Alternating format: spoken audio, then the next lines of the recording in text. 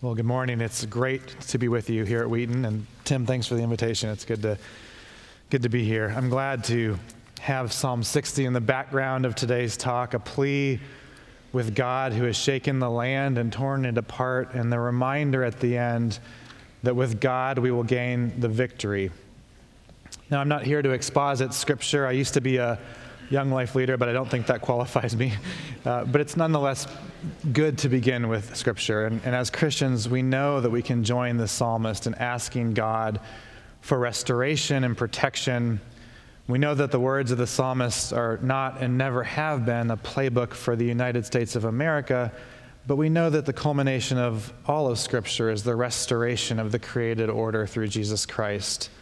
And so for that reason, even in times of experiencing fracture in a shaken land, we are called to join the proclamation of Psalm 60. With God, we will gain the victory. Whatever we face, have faced, or will face with God, we will gain the victory. And what a great frame to introduce these questions of law and culture that I want to talk to you about today, and how we as Christians think through these questions. Scripture reminds us that we are called to be the people of God regardless of the circumstances or the challenges that we encounter. And there are some challenges. So let me start by introducing this topic of pluralism and difference to you with a story that will be familiar to many of you. It involves one of your own, Russell Vogt, an alum of this school who was nominated by the Trump administration to a position in the Office of Management and Budget. And as some of you saw in the news, during his confirmation hearing,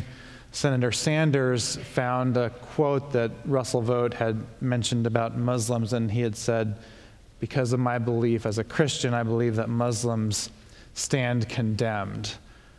And during the hearing, Senator Sanders said, I can't believe you would say that about other people in this country. I'm not going to vote for this nominee. This is not what this country is about. And as I watched that hearing, I thought to myself, with respect, Senator Sanders, I actually think that's exactly what this country is about, learning to live with others amidst our deepest differences and the ones that actually matter. So I sent Senator Sanders a note and a copy of my book. I haven't heard back yet, but there's always hope for that. Now, lest we think it's just Bernie Sanders who doesn't understand what this country is supposed to be about, let's not forget Roy Moore, who recently said he doesn't think a Muslim should serve in Congress, or the words and gestures of the president toward immigrants, Muslims, and communities of color. These examples and many others we could mention do not take seriously enough the deep and actual differences that we have in this country. And many of these differences are very painful to us, and many of them are mutually exclusive. It can't be the case that God exists and that God does not exist.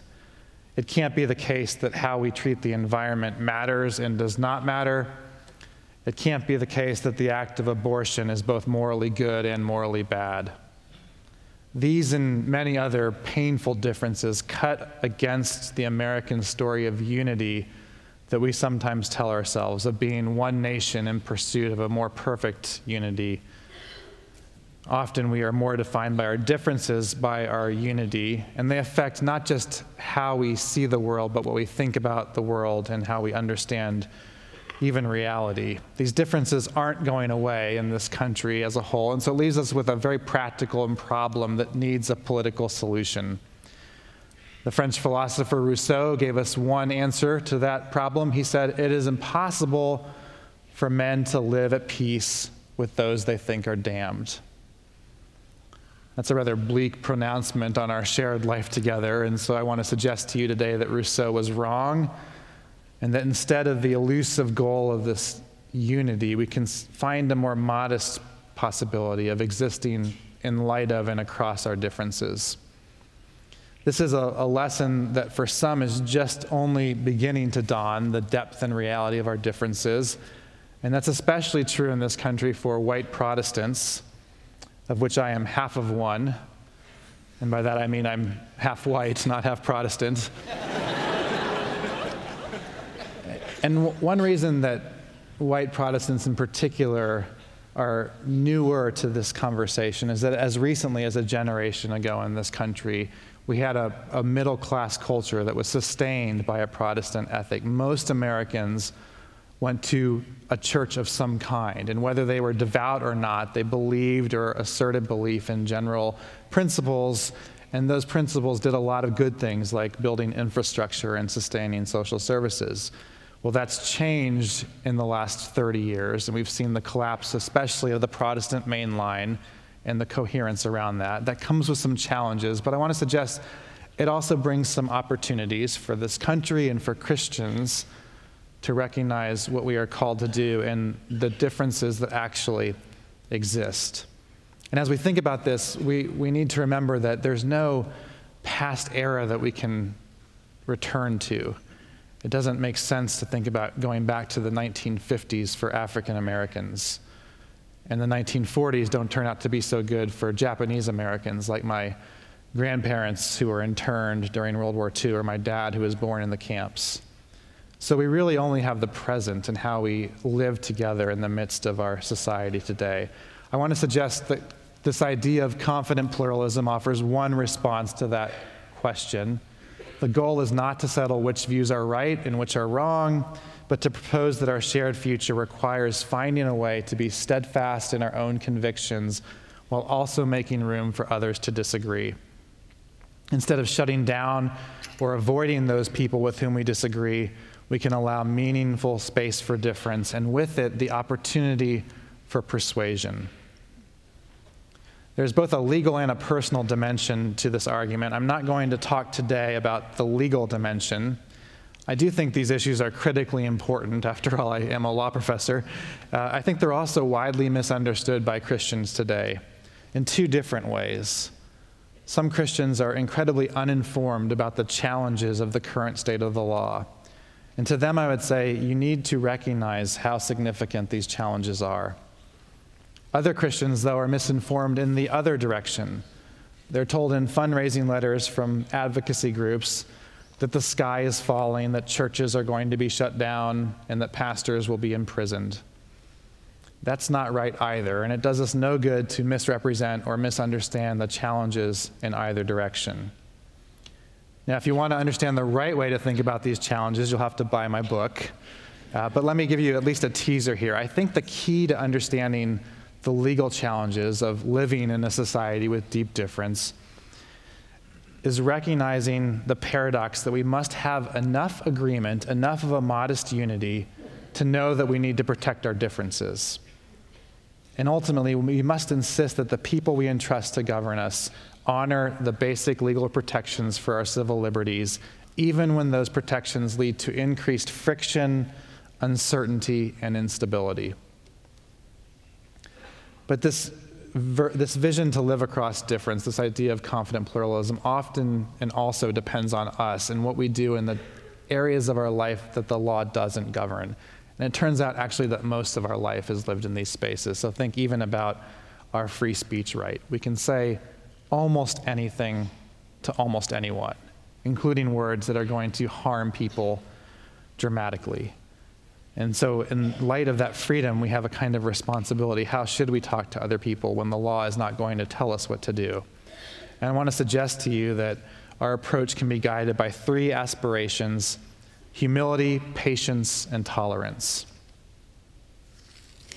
Humility requires us to think and recognize that others will sometimes find our own beliefs and ways of life objectionable and even morally objectionable, and that we won't always be able to prove to them why we're right and they're wrong.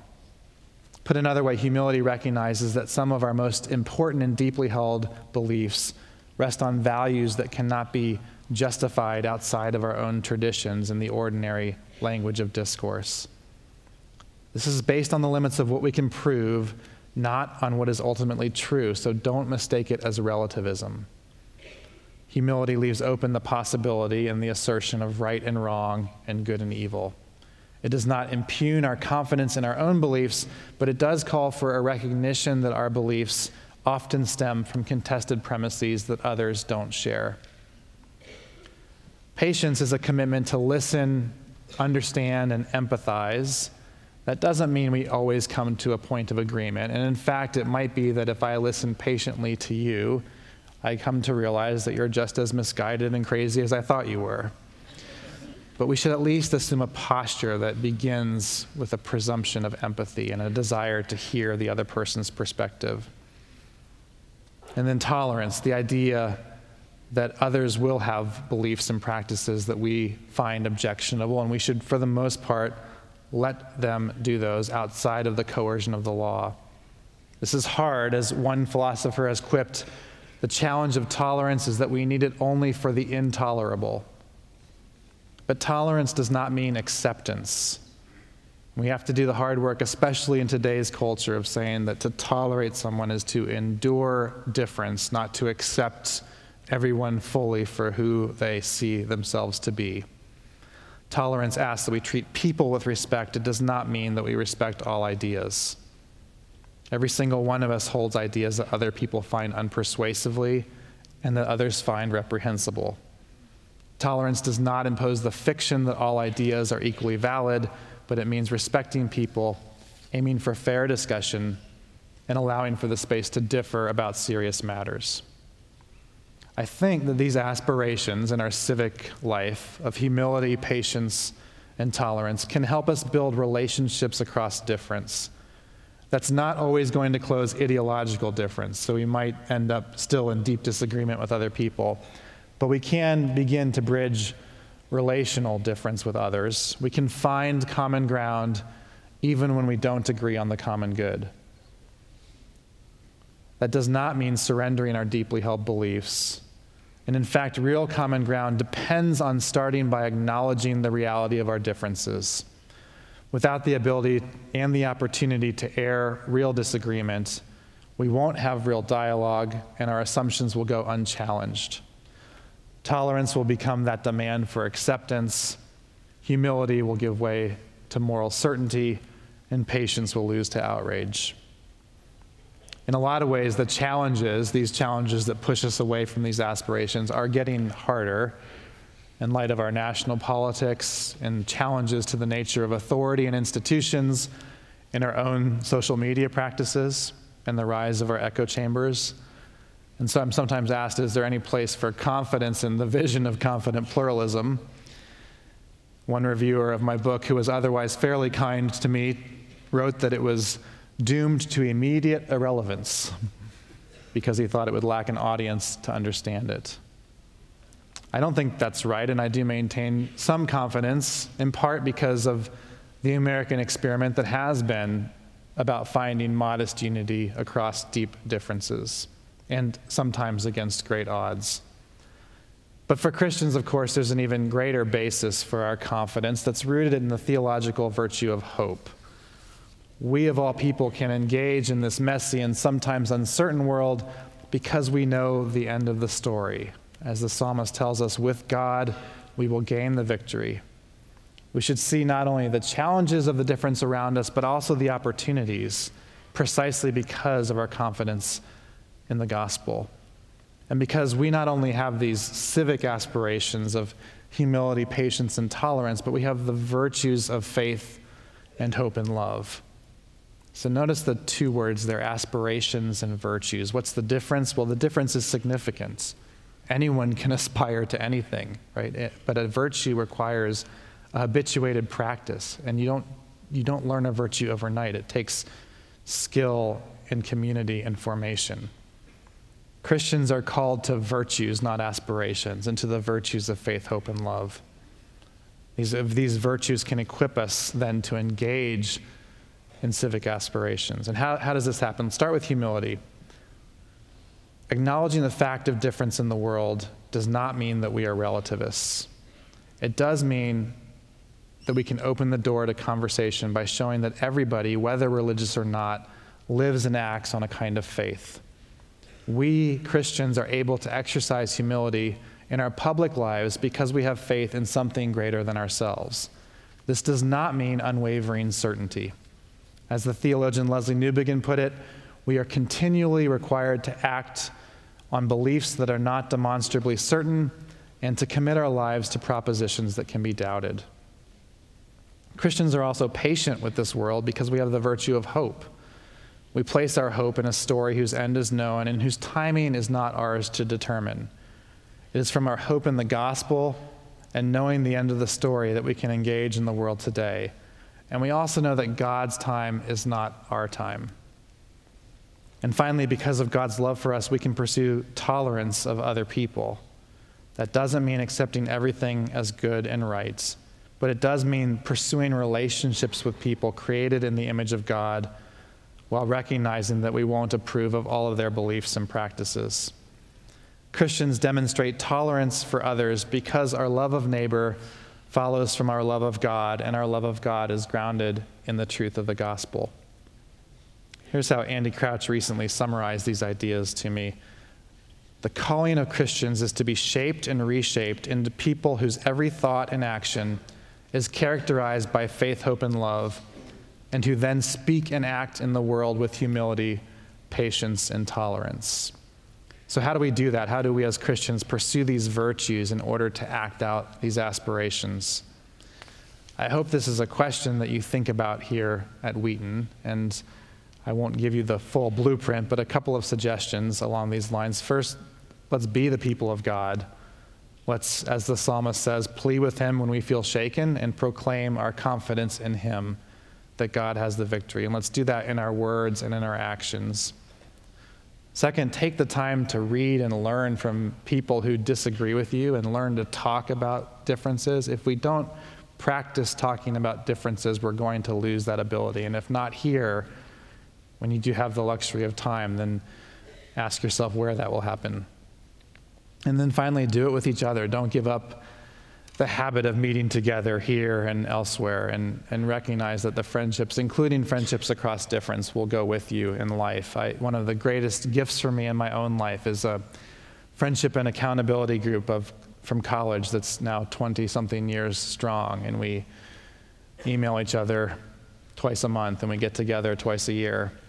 And that didn't happen by accident. The trust followed the commitment. So start now with the friendships that will go with you in a lifetime, that will help you engage together in a world across difference. And then what does this mean as a practical matter and how you engage? 3 quick thoughts on where and how to engage. I want to talk about politics, race, and religious freedom. So first, politics today. There's a huge temptation to get cynical and to write off politics as something we don't want to do. But I think as Christians, we have to remember that this is not just a dinner table conversation for a lot of people in this country. Politics is not just a matter to debate with our in-laws and relatives, but it's the vehicle through which urgent needs get addressed. And that's especially true in areas where the social fabric is torn. In these settings, politics and law and government and public institutions can often be a matter of life and death. Christians have a role to play in these settings, not as self-interested rulers, but as active participants seeking the good of our neighbors. This is going to require building and forging relationships across difference with others and with non-Christians and with people who don't like us, but we have to do that work, especially at the local level. Second, we can commit to engage across racial differences. And here I think white Christians in particular, and the institutions that have been built by them, need to grasp more the realities of the power of being white and the deep and continued consequences of structural racism. This means doing what some of you are already doing, learning about the enormous consequences of mass incarceration, of continued neighborhood and school segregation, of healthcare disparities. We can learn how longstanding policies and practices are disproportionately harming some of our neighbors, and we can move toward empathy. If we come from places where we have not wrestled or experienced this, we can turn to others to hear about their experiences. And then finally, religious liberty. There are serious legal challenges here today in this country, and some of them are affecting Christians now. Access to campuses by campus ministries, social service organizations, confronting regulations against their missional convictions, and some Christian schools and colleges and universities facing challenges. We can't be naive to these challenges, and we must work diligently in response to them. But we have to make our case publicly in terms that don't sound like special pleading, but sound like an appeal to religious liberty for everyone in this country, including those of a variety of religious traditions and those of no religious tradition. There is no principled legal or theological argument that looks only to the good of Christians. Today's climate makes that especially important when it comes to American Muslims. Christians would benefit from partnering with American Muslims in charitable work, in advocating for the value of pluralism, and in defending religious liberty for everyone. We can pursue these efforts nationally, and we can pursue them locally with our Muslim neighbors by loving them well and by standing up for their religious freedom. These challenges are not always going to be easy, but I think it's what we're called to do. And we know with God, we have the victory in the end. And so we can, with the psalmist, both recognize the challenges and point to the victory. And until then, to revisit an earlier point, let me summarize this and leave this as my charge to you. The calling of Christians is to be shaped and reshaped into people whose every thought and action is characterized by faith, hope, and love, and who then speak and act in the world with humility, patience, and tolerance. Thank you.